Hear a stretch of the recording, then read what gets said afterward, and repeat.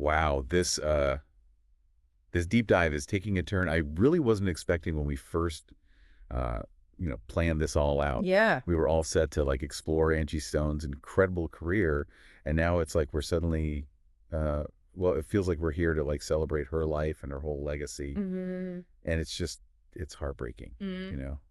The news of her passing at 62, I mean, after that car accident in Los Angeles, it's just It's such a profound loss. And yeah. yeah, it is. But you're absolutely right. I think focusing on her music and her impact is the best way we can honor her. I think so too. And I think that's what we were planning on doing anyway, Mhm. but it definitely like hits different now. But okay, so let's try to start at the beginning because I was doing a little bit of research and I was like, wait a minute, hold on.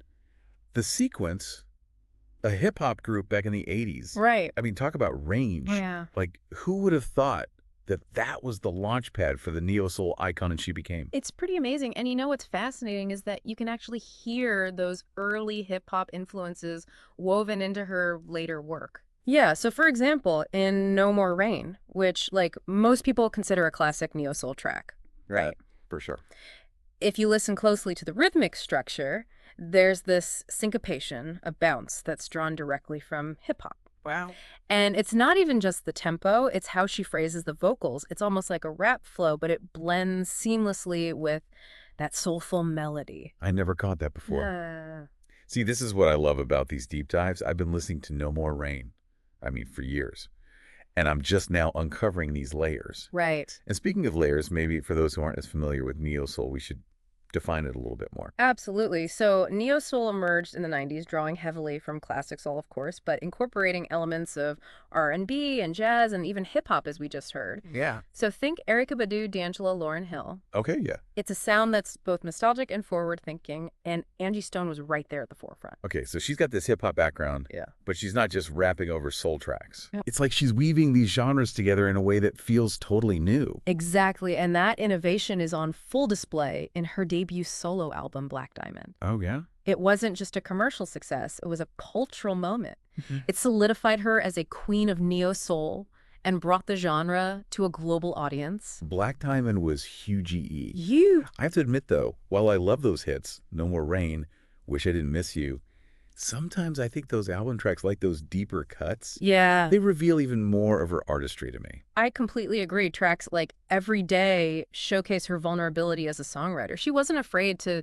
delve into the complexities of relationships, the everyday struggles we all face. Yeah. And she did it with a raw honesty that was both relatable and deeply moving.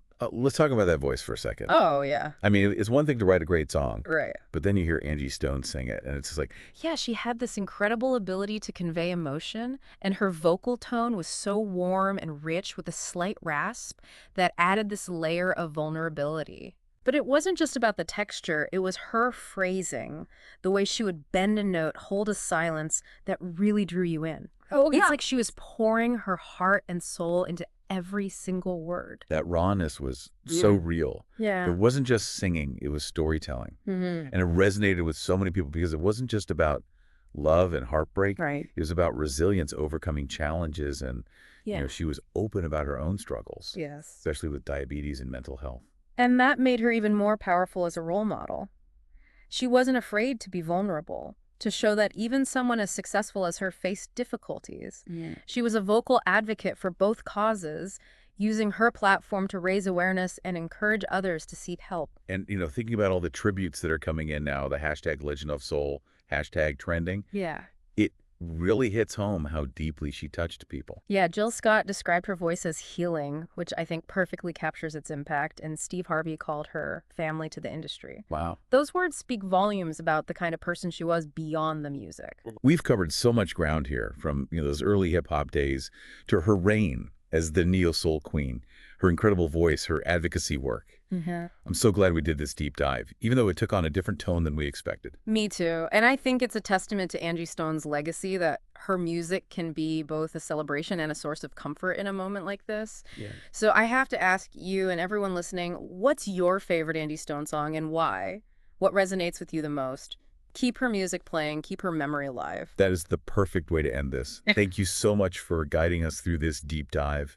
And to everyone listening, go explore her discography. Yeah. Share your favorite Angie Stone moments, and let's keep her legacy shining bright. Absolutely. Thank you.